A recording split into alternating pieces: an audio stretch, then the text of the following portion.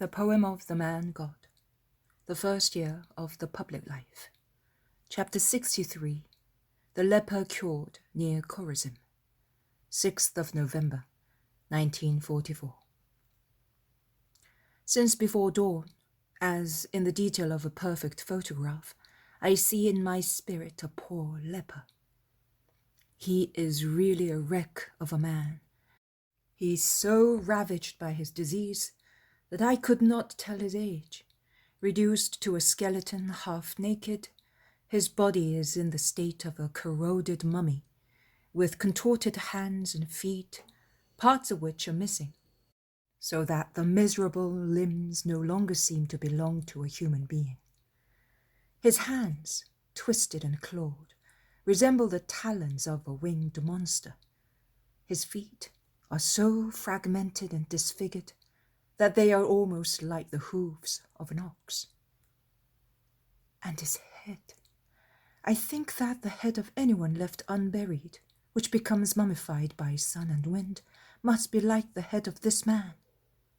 A few surviving forelocks, spread here and there, sticking to the yellowish, crusty skin, like dust dried on a skull. Very deep set of eyes, half open, lips and nose, half eaten by the disease, and showing cartilage and gums. 2 embryonic wrecks of outer ears, all his visible body covered with a wrinkled skin as yellow as some type of kaolin, with bones showing here and there. His skin seems to have the task of keeping all the poor bones together in its filthy sack, all covered with ugly scars and putrid sores, a real wreck. I cannot help thinking of the personification of death wandering on the earth, covered by a wrinkled skin on its skeleton, enveloped in a filthy mantle, falling to bits and pieces, holding in its hand not a scythe, but a knotty stick torn from a tree.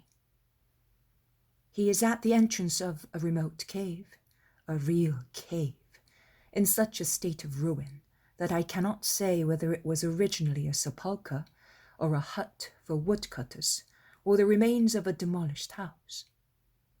He is looking at the road, over 100 meters away from his cave, a main road, dusty and still sunny. There is nobody on the road, as far as the eye can see. On the road there are sunshine, dust, and solitude. Much higher up, to the northwest, there must be a village or a town. I can see the first houses. It must be at least 1 kilometer away. The leper looks and sighs. He takes a chipped bowl and fills it at the brook. He drinks. He goes into a tangle of bushes behind his cave, bends down and pulls some wild roots out of the ground. He goes back to the brook.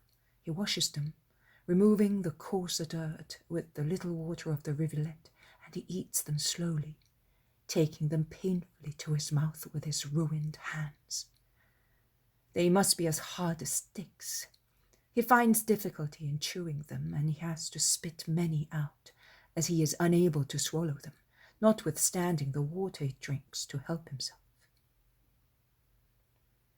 "Where are you, Abel?" shouts someone. The leper rouses.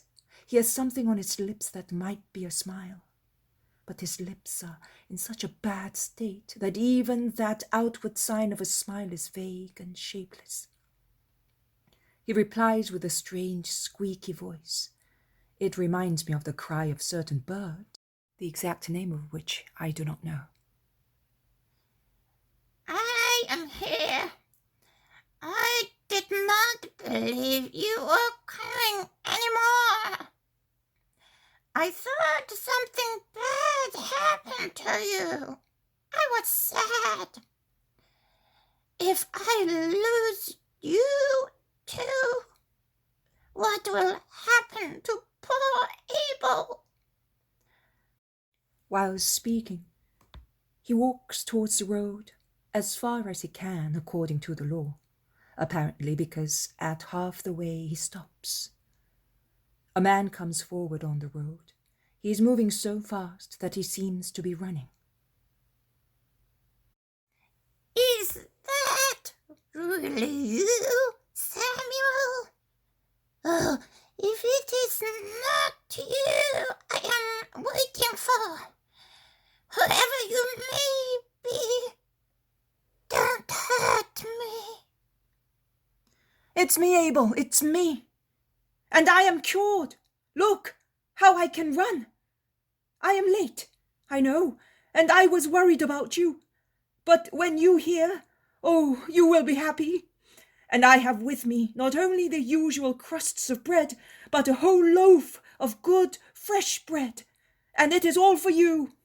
And I have some good fish and some cheese, and it is all for you. I want you to rejoice, my poor friend, and thus get ready for a greater joy. But how have you become so rich? I don't understand.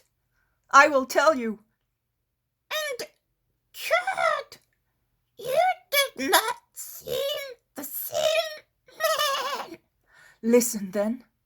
I heard that there was at Capernaum that rabbi who is a holy man, and I went. Stop!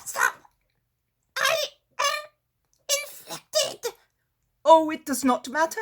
I am no longer afraid of anything. The man who is indeed the cripple, cured and helped by Jesus, with his fast step has almost reached the leper and is only a few steps from him. He spoke while walking and smiling happily. But the leper says once again, In the name of God, stop.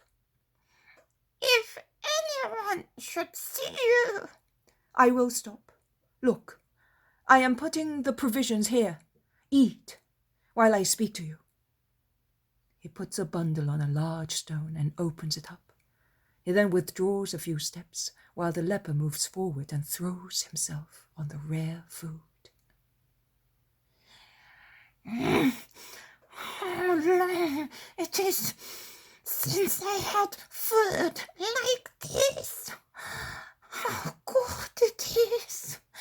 And I was just thinking that I was going to rest with an empty stomach. Not one merciful soul today, and not even you. I had chewed some roots. Poor Abel, I was afraid of that. But I said, well, he may be sad now, but he will be happy after. Happy, yes, because of this good food. But after? No, you will be happy forever. The leper shakes his head. Listen, Abel. If you can have faith, you will be happy. But faith in whom? In the rabbi who cured me.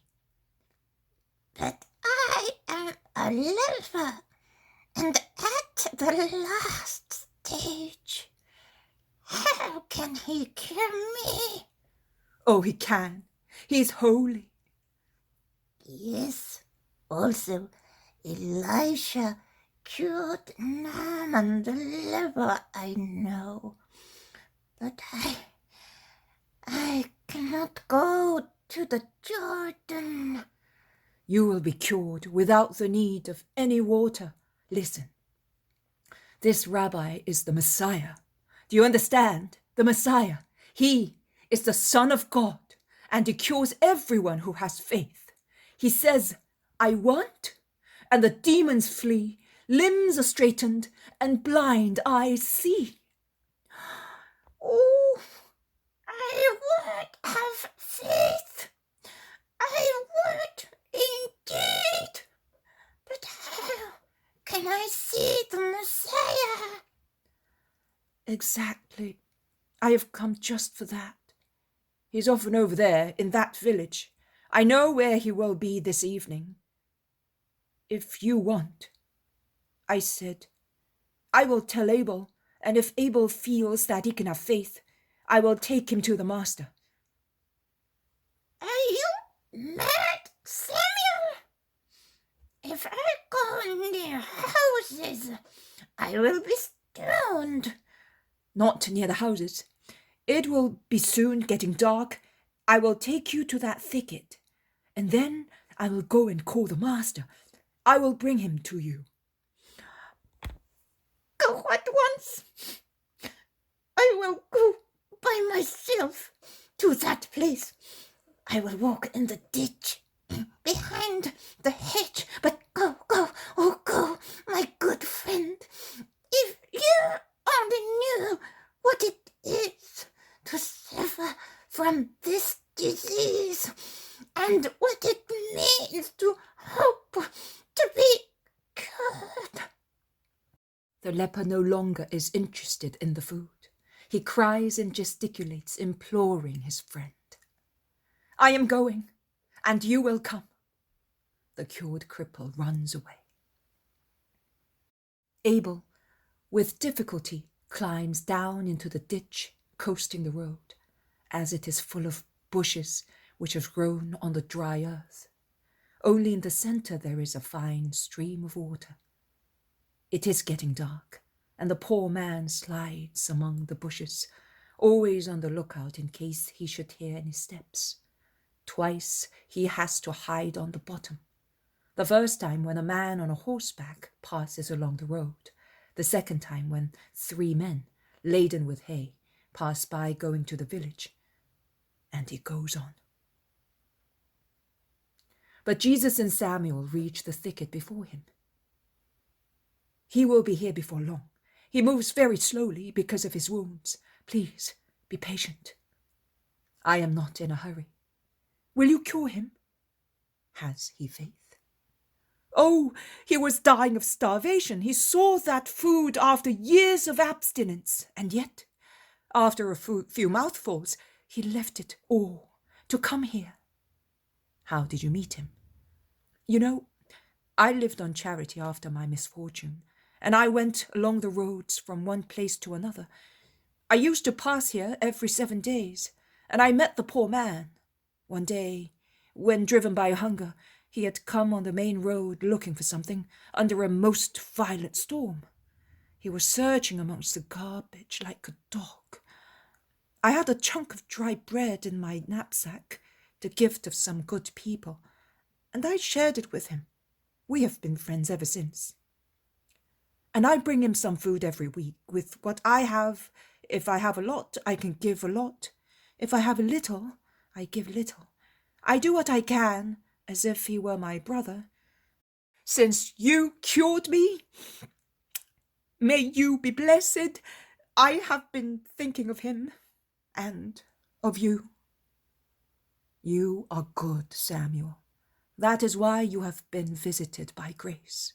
He who loves deserves everything from God. But there is something moving along the branches. Is that you, Abel?" "Yes, it is me." "Come, the master is waiting for you here, under the walnut tree." The leper rises from the ditch and climbs onto the bank, which he crosses and goes into the meadow. Jesus, leaning with his back against a very tall walnut tree, is waiting for him. "Master, Messiah, Holy One, have mercy on me." And he throws himself onto the grass at Jesus' feet.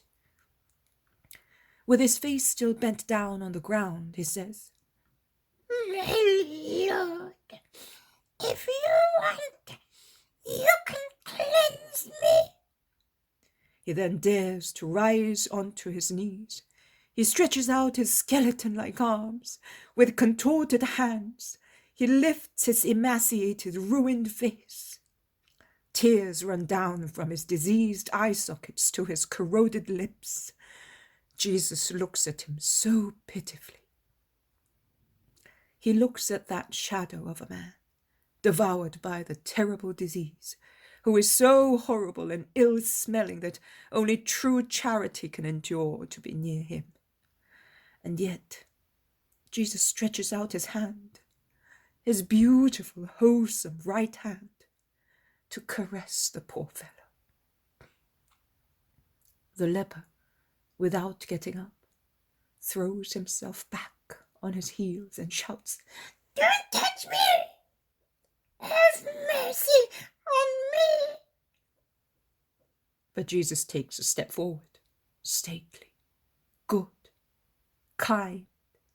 He lays his fingers on the head devoured by leprosy, and in a low voice, which is full of love and yet most authoritative, he says, "I want it. Be cleansed."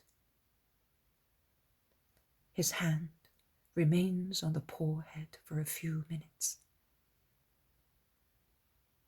Get up, go to the priest, fulfill the prescriptions of the law, and do not tell anyone what I did for you.